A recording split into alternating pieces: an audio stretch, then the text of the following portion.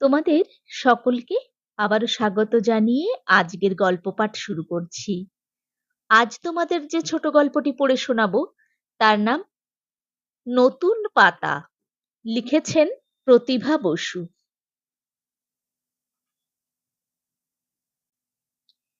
একটু বেশি তাড়াতাড়ি মেয়ের বিয়ে দিয়ে দিলেন উত্তমা সুন্দরী। সুবিধে মতন পাওয়া গেল। নিজেরও সহায় সম্বলের তেমন জোর নেই যে মেয়েকে বড় করবেন লেখাপড়া শিখিয়ে। বিধবা মানুষ, ভাসুরের আশ্রয়ে এই দিন কাটছে, তাই নানা দিক বিবেচনা করে ঠিক করে ফেললেন সম্বন্ধ। মেয়েটা একটু পাগলা পাগলা, বয়সের তুলনায় ছেলে মানুষও খুব। একটা মাত্র মেয়ে, স্বামী স্ত্রী আদর দিয়েছিলেন প্রচুর, যখন যা চাই তাই সই। এই করে করেই বোধহয় নষ্ট হয়েছে একটু। এ বাড়িতে এখন অন্তত তাই মত সকলের। ভাসুরের গাদাখানেক ছেলেপুলে, তারা কেমন সময় মতন খায় দায়, স্কুলে যায়, এর সেসবের বালাই নেই। খাবে যখন খুশি তখন, অর্থাৎ সারাদিন পেলে তাই ভালো। আর স্কুলে তো যাবেই না। 13 বছরের বলিষ্ঠ মেয়ে এই নিয়ে ক্লাস 7 দুবার ফেল করলো। পড়ে না, শোনে না, ফেল করে না তো কি করবে? আর তাতে তার লজ্জাও নেই, দুঃখও নেই, বরং সুখী। কেননা জ্যাঠামশাই বলেছেন, আর তোমার স্কুলে গিয়ে কাজ নেই, কান কাটা সেপাই হয়ে বাড়ি বসে ঘাস খাও। বিয়ে ঠিক হবার পরে তার আরো আনন্দ। একেবারে নিঃসংশয় হলো যে আর পড়তে হবে না। বইগুলোকে চুপে চুপে ছিঁড়ে ফেললো চিলেকোঠার ছাতে বসে।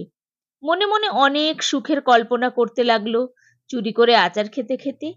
তারপর নিচে নেমে কি ভেবে ঘুমন্ত জ্যাঠতুতো বোনের চুলের বেনিটা কচকচ করে কাঁচি দিয়ে কেটে মার পাশে এসে চুপটি করে শুয়ে রইল। পাত্রপক্ষ নিতান্তই মধ্যবিত্ত গৃহস্থ, ঢাকা শহর থেকে কয়েক স্টেশন দূরে কুর্মিটোলায় থাকে। শ্বশুর স্টেশন মাস্টার আর শ্বশুরের ছেলে স্কুল মাস্টার। বিয়ে পাশ করেই 70 টাকা মাইনেতে কয়েক মাস মাত্র মাস্টার হয়েছেন সেখানে। আরো দুটো ভাই আছে, মা আছে, বুড়ি ঠাকুমা আছেন। কোয়ার্টারটি ভারী সুন্দর, বাগান ঘেরা ছোট্ট একতলা। একটু দূরে ঝিরিঝিরি তেঁতুল তলায় মস্ত ইদারা। রেল লাইনের বেড়ার ওপারে বুদ্ধি গাই। আবার কুকুরও আছে একটি, খাড়া খাড়া কান, থুকথুকে পোকা, তীরে লেজ, এইটুকু একটা বাংলা কুকুর। সুনীল অর্থাৎ পাত্র আর তার ভাইয়েরা তাকে খুব ভালোবাসে। তার নাম বাঘা। ঢালাও করা লাল সুরকির চাতালে তার চেয়েও লাল কৃষ্ণচূড়ার গাছ। তার তলায় ছায়ায় বাঘা তার প্যাকাটির মতন শরীর নিয়ে ঘুমিয়ে থাকে দিনের বেলায়, আর রাত্রিরে পাহারা দেয়। মোটমাট ছিমছাম ছোট্ট সচ্ছল শান্তির সংসার। উত্তমা সুন্দরী একদিন নিজে এসে সব দেখে শুনে গেলেন, খুশিও হলেন। দোষের মধ্যে শুধু এইটুকু, ছেলেটি যেমন রোগা তেমনি কালো, কিন্তু চোখ দুটো ভারী সুন্দর, আর বড় লাজুক, বড় বিনীত। কে বলবে এই ছেলে আবার ছেলে ঠ্যাঙায় স্কুলে গিয়ে? স্বামী যা রেখে গিয়েছিলেন তার সবই তিনি খরচ করলেন এই বিয়েতে। ওদের বেশি দাবি দাওয়া ছিল না, নগদ টাকায় ছেলের অমত, চাপাচাপি করায় বাপের অমত। মা সাথে নেই পাচে নেই, তিনি কিছু বললেনই না। কেবল বুড়ি ঠাকুমা ক্যাটক্যাট করে অনেক কিছু আদায় করলেন। তা বুড়িকে চুপ করবার মতন সবই দিলেন উত্তমা সুন্দরী। জোড়া পালঙ্ক দিলেন, লিখবার টেবিল দিলেন, চেয়ার দিলেন, আলনা দিলেন, জামাইকে ঘড়ি আর সোনার বোতাম দিলেন। মেয়ের গায়ে 30 ভরি সোনা দিলেন। এত দেওয়ার ঘটা দেখে রাগ করলেন ভাসুর। উত্তমা সুন্দরী নিঃশব্দে সেই রাগটুকু হজম করলেন। এই তো তার সব, ও ছাড়া আর কি আছে তার? জিনিসপত্র দেখে, গয়নাগাটি, নতুন শাড়ি, ব্লাউজের বহরে সাবির আর মজার সীমা নেই। রাত্রিবেলায় মায়ের গলা জড়িয়ে ধরে বলে, আর মাত্র 2 দিন বাকি, তারপর এসব আমার না মা? মায়ের চোখে জল আসে। ভাঙা ভাঙা গলায় বলেন, তোমার না তো কার, সব আমার এই লক্ষ্মী সোনার। কিন্তু ১৩ বছরের পাগলাটে সাবি এটা বোঝেনি যে মাকে ছাড়বার দিনও ঘনিয়ে এসেছে। যা খুশি তাই করবার পালা এবার ফুরোলো। গোলমালটা বিয়ের রাত্রিতেই হলো একটু। সন্ধ্যায় লগ্ন ছিল, আর সব নিরাপদেই হলো। কিন্তু অচেনা অজানা কালো রঙের রোগা ছেলেটার সঙ্গে একা ঘরে শুতে সে কোনো মতেই রাজি নয়। চুপে চুপে ডেকে নিয়ে উত্তমা সুন্দরী অনেক বুঝিয়ে পটিয়ে তবে ঘরে পাঠালেন। হয়তো প্রচুর পরিমাণে আচার আমসত্ত্বের লোভেই এমন সাংঘাতিক কার্যটি সমাধা করতে অবশেষে রাজি হয়েছিল সে। মধ্যরাত্রে কিন্তু ঠিক পালিয়ে এলো মায়ের কাছে।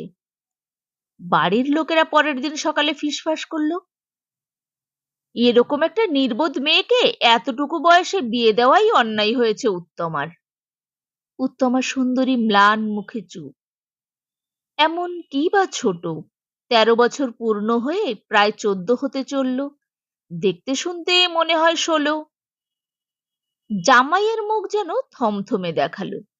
কে জানে কি করেছে কি বলেছে।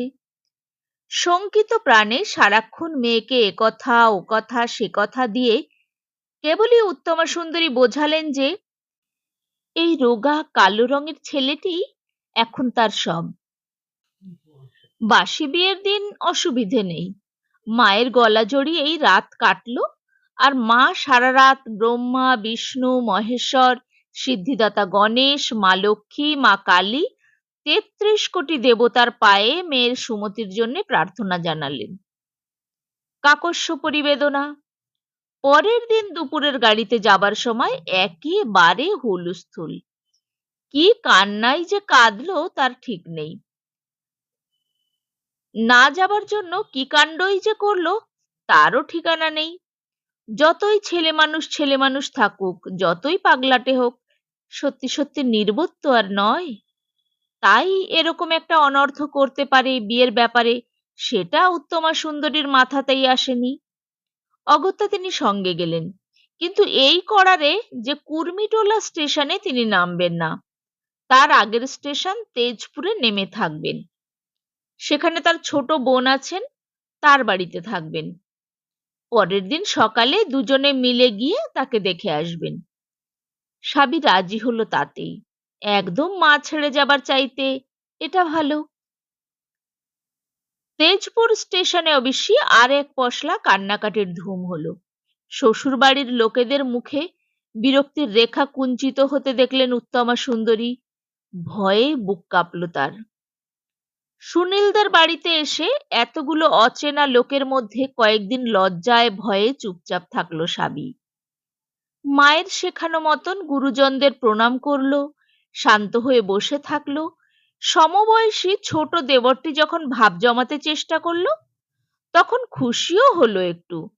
সেই রোগা টিংটিঙে বাঘা কুকুরের গল্প হলো খানিক। কৃষ্ণচূড়া ফুল বিষয়ে কিছু জ্ঞানমূলক আলোচনা। ট্রেনগুলো যতবার হুস করে পাস করলো, এই দেওরের সাহায্যেই জালনা দিয়ে দেখবার সুযোগ ঘটল। মোটমাট এই উৎকৃষ্ট ছেলেটির জন্যই বাড়িটা খুব অসহনীয় লাগলো না।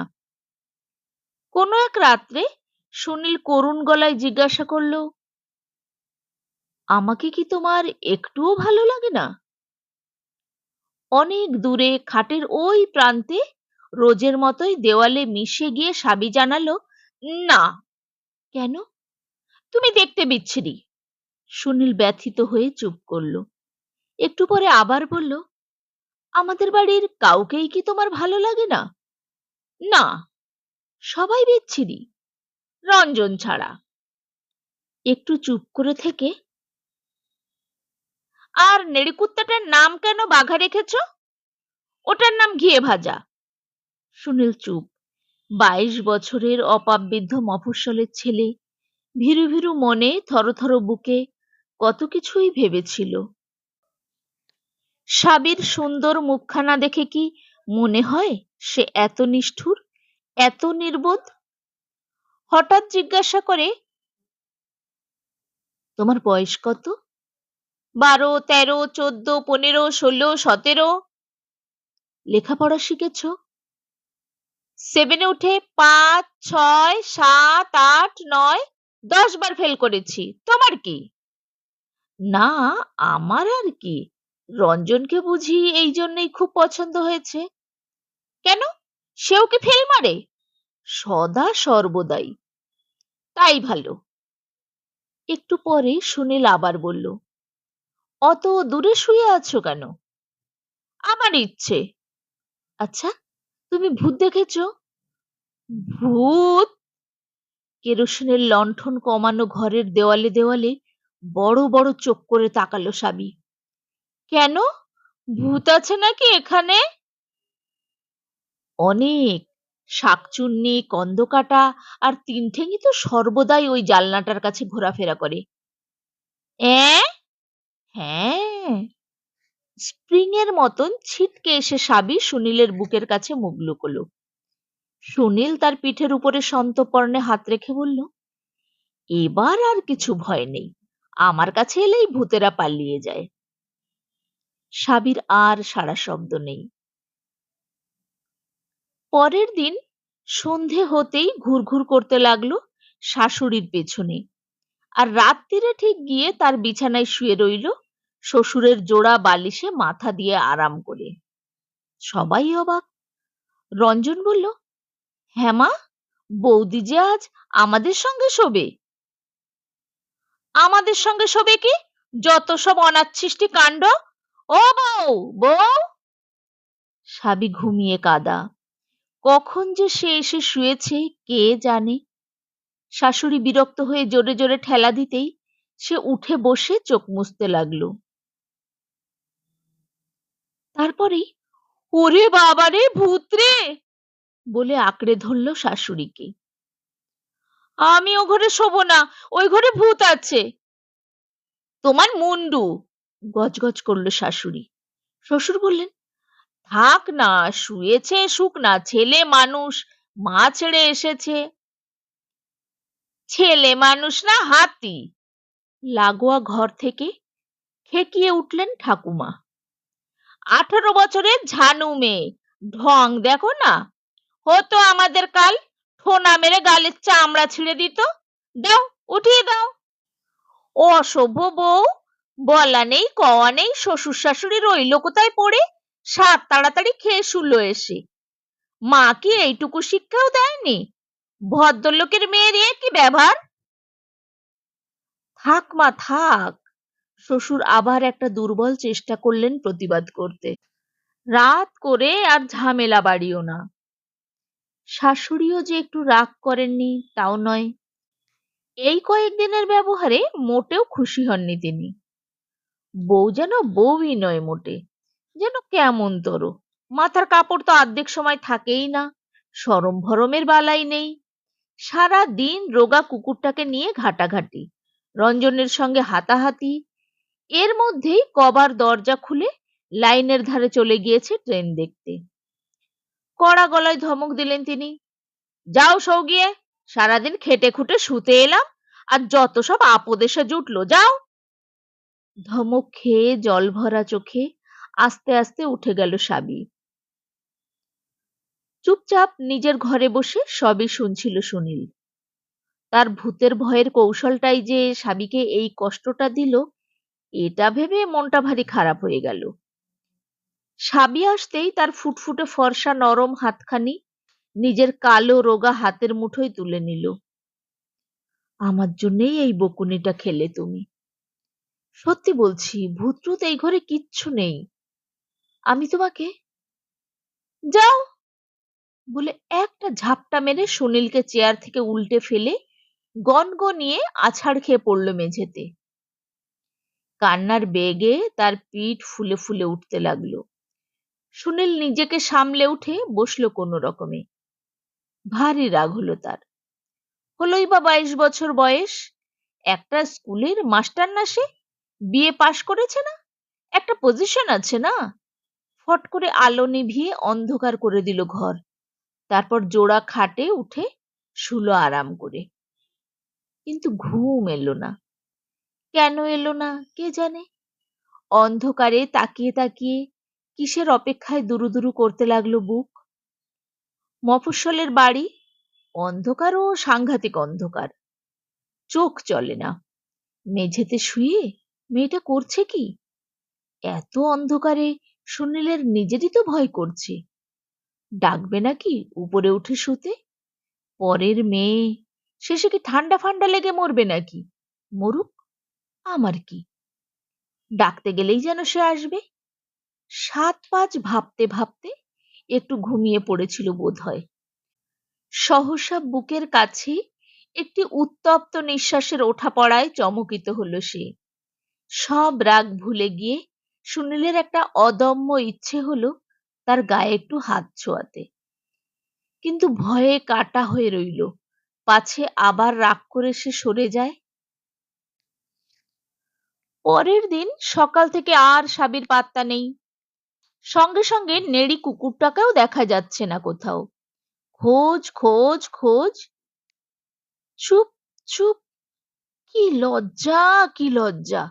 ঘরের বউ চন্দ্র সূর্যের মুখ দেখবে না, সে নাকি বেরিয়ে গেল। ছি ছি ছি! লজ্জায় ঘেন্নায় বাড়ি শুধু লোকের প্রায় গলায় দড়ি দেবার দশা। সুনীল বালিশের তলায় ছোট্ট এক টুকরো চিঠি পেল। তোমরা বিচ্ছিরি, তোমাদের বাড়ি বিচ্ছিরি, তাই আমি চলে গেলাম। খবরদার আমাকে আনতে যেও না, তাহলে মা আবার জোর করে পাঠিয়ে দেবেন। ইতি শ্রীমতী সাবিত্রী দত্ত। দত্তটা তার বাপের বাড়ির পদবী। সুনীলদের পদবী রায়। তলায় আবার পুনশ্চ দিয়ে লেখা, কিছু মনে করো না, বাঘাটাকেও নিয়ে গেলাম। এক বাক্যে সকলের এই সিদ্ধান্ত হলো যে আর যদি ওরা মেয়ে নিয়ে এসে কখনো দাঁড়ায় এই স্টেশনে, ধুলো পায়েই তৎক্ষণাৎ বিদায় দেবে তাদের। জোচ্চুরি করে পাগল ছাগল গছাবার আর জায়গা পায়নি বেটারা। একটা বিয়ে পাশ ছেলে, তার ঘাড়ে এই ভূত। ১ মাসের মধ্যে ছেলের বিয়ে দেব আমরা। মুখ চুন করে স্কুলে গেল সুনীল। স্কুলে গিয়ে পড়াতে পারল না। দিন কয়েকের দেখা দস্যি মেয়েটার জন্যেই তার মন কেমন করতে লাগলো। এদিকে জমের অরুচি বাংলা কুত্তা কোলে করে সাবি যখন এসে তাদের বাড়িতে পৌঁছলো, মা তো অবাক। জ্যাঠা জ্যাঠাইমা জ্যাঠাতো ভাই বোনেরা সব এসে ভিড় করে দাঁড়ালো। কি ব্যাপার? বলা নেই কওয়া নেই, হঠাৎ একা একা কার সঙ্গে এলি? আর কেনই বা এলি? সাবি চুপ। পালিয়ে চলে এসেছিস নাকি? সাবি চুপ। সর্বনাশ করেছে তোর মেয়ে, জ্যাঠাইমা আর্তনাদ করে উঠলেন। নে, সাত করে আরো হাবামের বিয়ে দে। জ্যাঠামশাই হুঙ্কার ছাড়লেন, বেরো, শিগগিরি বেরো। নচ্ছার মেয়ে, পাজি মেয়ে, ভেবেছিস শ্বশুর বাড়ি থেকে চলে এলে এখানে সোনার থালায় ধান দুর্বা সাজিয়ে বরণ করবো? বেরো, এক্ষুনি বেরো। থাবড়া মেরে কোলের কুকুরটা ফেলে দিলেন। আর সেটা কেউ কেউ করে উঠল। ইস, কোথা থেকে আবার একটা নর্দমার কুকুর এনে হাজির করেছে। উত্তমা সুন্দরী পাথর। কি দুঃখের দশা নিয়েই তিনি এই ভব সংসারে এসেছিলেন। এই সাবিত্রীর আগে আরো তার ৪টি পুত্র সন্তান জন্মেছিল। অদ্ভুত এক রোগ ছিল তার। প্রত্যেকটি ছেলেই বিকৃত অঙ্গ নিয়ে জন্মাতো।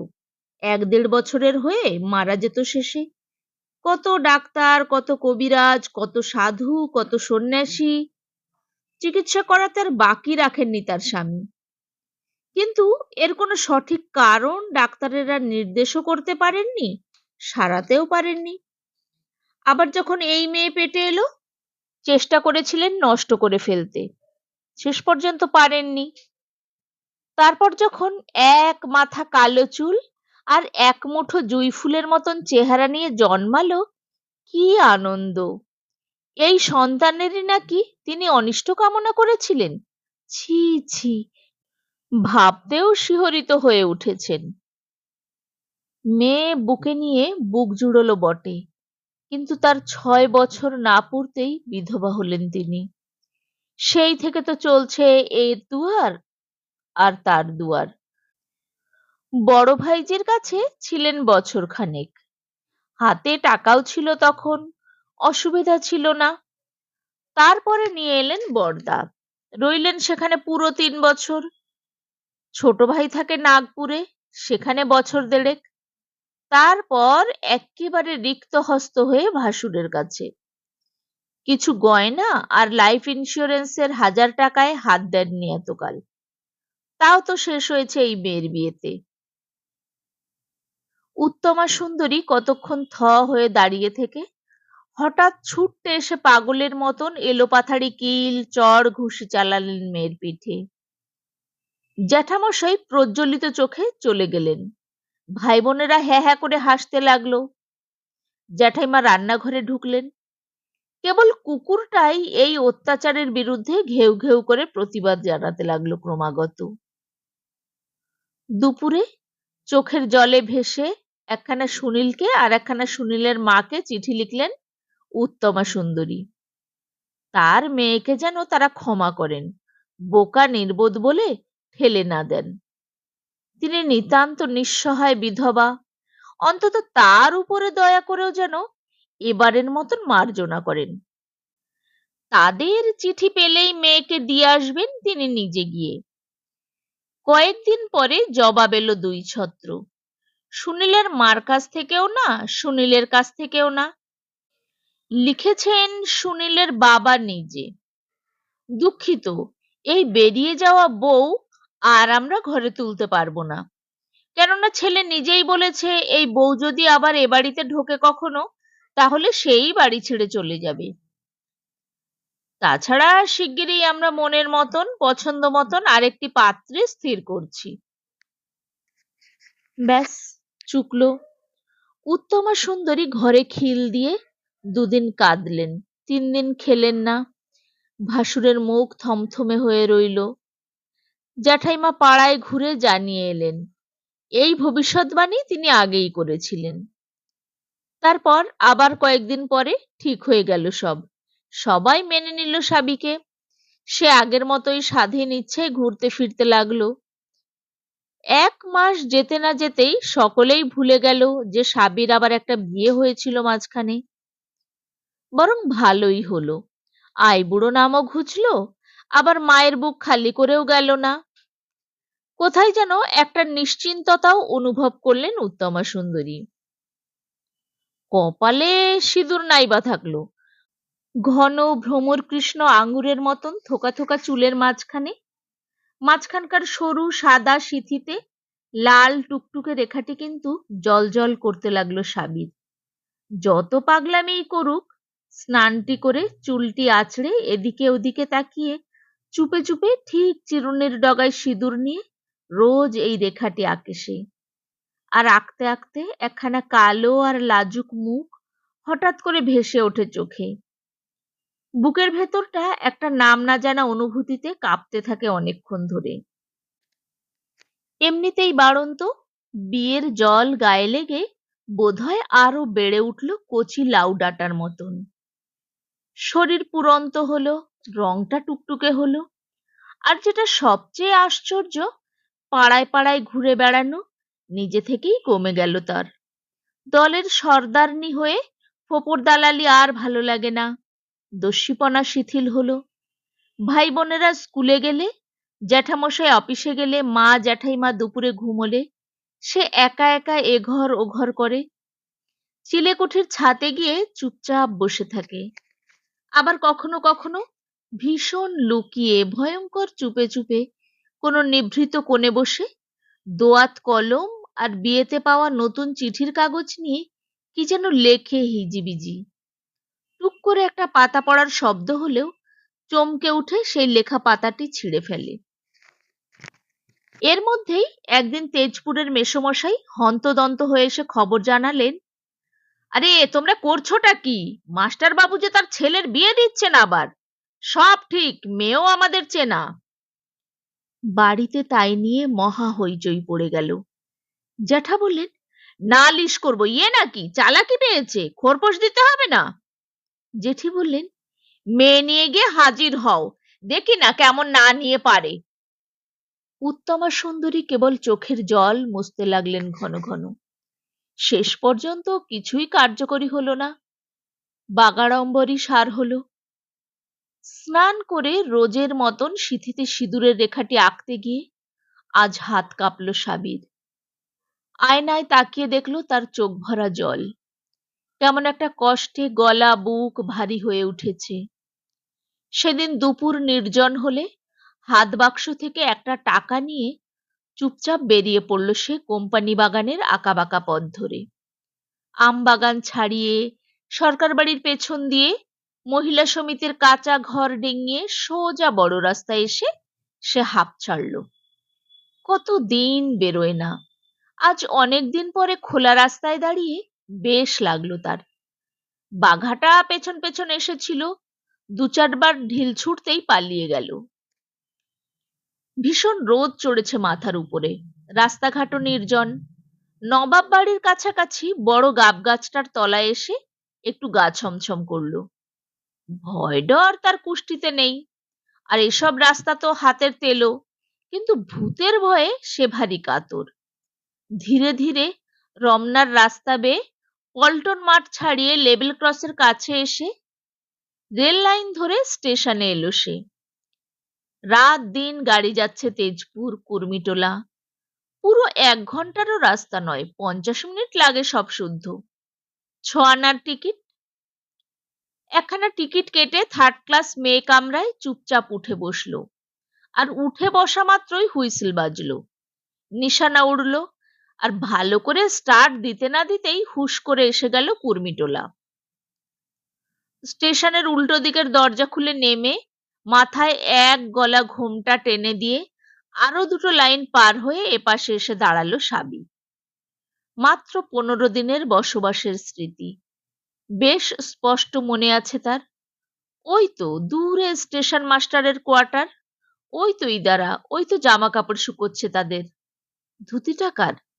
আবার বুকটা কেঁপে উঠল একটু। কিন্তু স্কুল কোন দিকে তা তো জানে না সাবি। গ্রাম দেশ, মাঠের আল বেয়ে বেয়ে এখন কোন দিকে যাবে সে? একটা গয়লানি থমকে দাঁড়ালো তার দিকে তাকিয়ে।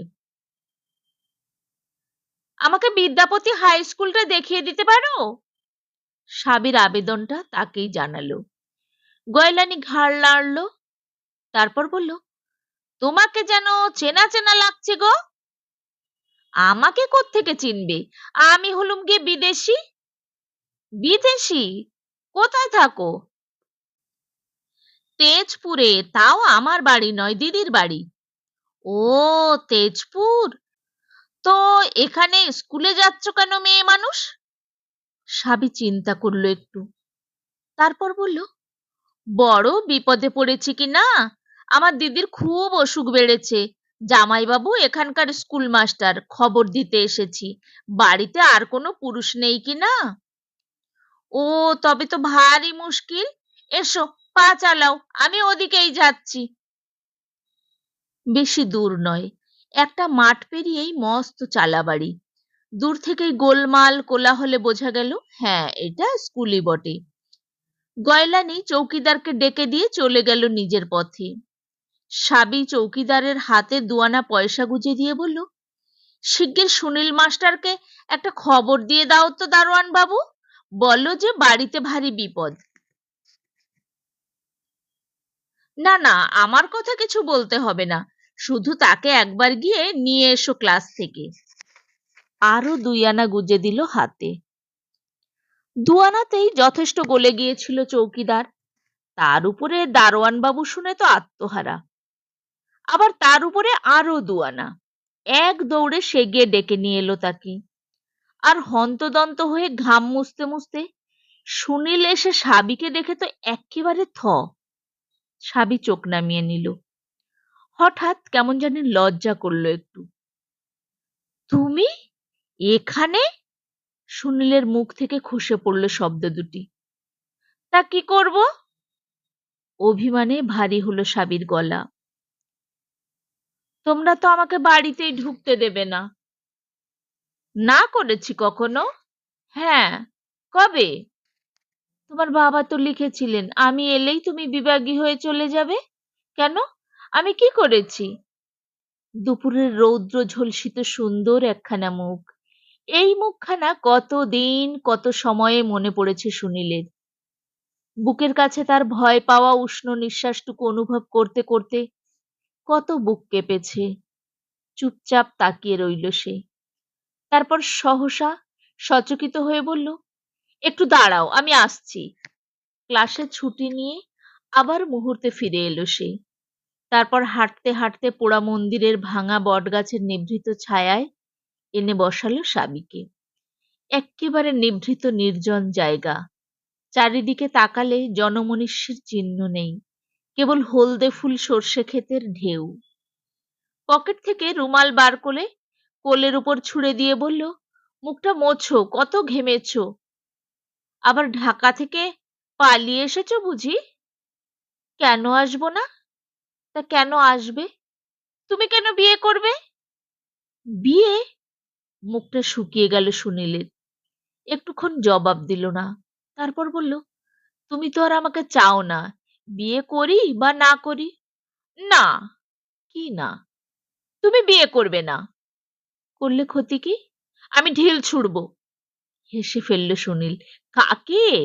ওই তাকে। তার কি দোষ? আমি জানি না, যাও। দু হাতে মুখ ঢাকলো সাবি। একটু পরে হাত সরিয়ে দিয়ে সুনীল বলল, একটা কথা শোনো। না, এসব অবাধ্যতা করো বলেই তো আমি বিয়ে করতে চাই। করব করব, 100 বার করব। আমি তোমার কোনো কথা শুনবো না। শুনবে না? না। তাহলে বিয়ে করব কিন্তু। না। বেশ কথা। নিজেও আসবে না, অন্যকেও আসতে দেবে না? কেন দেব? কেনই বা দেবে না? তুমি তুমি তো আমার। বলেই ভয়ানক লজ্জা পেয়ে গাছের ওপাশে গিয়ে মুখ লুকোলো। সুনীলের চোখে মুখে দুষ্টুমির হাসির ঝিলিক মেরে উঠল। বলল, শিগগির এখানে এসো। না। বলছি এসো। না। আসবে না? না। ঠিক আছে, আমি চললাম। বটতলার খবর সবাই জানে। রাত্রি বা নীরব দুপুর তো দূরের কথা, দিনের যে কোনো সময়ে একা দাঁড়িয়ে থাকো না এর তলায়। সেই সিধু নাপিত ফাঁসি দিয়ে মরার পর থেকে। সরাত করে শুকনো পাতায় বুক মারিয়ে একটা গিরগিটি চলে গেল। আর সঙ্গে সঙ্গে সাবি ওরে মারে বাবারে বলে ছিটকে এসে জড়িয়ে ধরল সুনীলকে। চারিদিক তাকিয়ে সুনীল তৎক্ষণাৎ চট করে সাবির বিন্দু বিন্দু ঘামে ভরা কপালটিতে চুমু খেলো একটি। লাল হয়ে সাবি বলল, ধ্যাৎ। সারা বেলা তারপর তারা কেমন করে কাটালো, কোথায় কাটালো, সেসব প্রশ্ন অবান্তর। সন্ধ্যার অন্ধকারে যখন দুজনের লম্বা ছায়া ফেলে ভেতরের উঠানে এসে দাঁড়ালো কুণ্ঠিত পায়ে, তখন মা তুলসীতলায় প্রদীপ দিতে দিতে ছেলের কথাই ভাবছিলেন। এখনো কেন যে স্কুল থেকে ফিরলো না সেটা ভেবেই উদ্বিগ্ন হচ্ছিলেন। কদিন থেকেই তো বাড়িতে ছেলের সঙ্গে কম অশান্তি যাচ্ছে না বিয়ের ব্যাপার নিয়ে, নাকি তার জন্যই রাগ করে চলে গেল কোথাও। কত রকম ভাবতে ভাবতে যখন প্রণাম সেরে মুখ তুললেন, আস্তে এসে লক্ষ্মী মেয়ের মতন কাছে দাঁড়ালো স্বামী। কে? ঝাপসা আলোয় তিনি চমকে উঠলেন। সুনীল এগিয়ে এসে বলল, ওকে নিয়ে এলাম মা। নিয়ে এলি? তোমরা তো একজন বউই চাইছিলে, তাই তাই নিজে যেচে সেধে গিয়ে ওকে নিয়ে এলি? একটা মান সম্মানও কি নেই তোর? নিজের না থাক, বাপ মায়ের উপর তো একটা কর্তব্য। বড় বড় চোখ তুলে শাশুড়ির মুখের দিকে তাকালো সাবি। না তো, ও আমাকে আনেনি।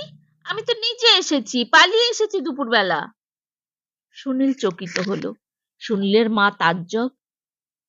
সাবি ছোট মেয়ের মতন শাশুড়ির হাত ধরে ফিক করে হাসলো। ও ভীষণ মিথ্যুক মা।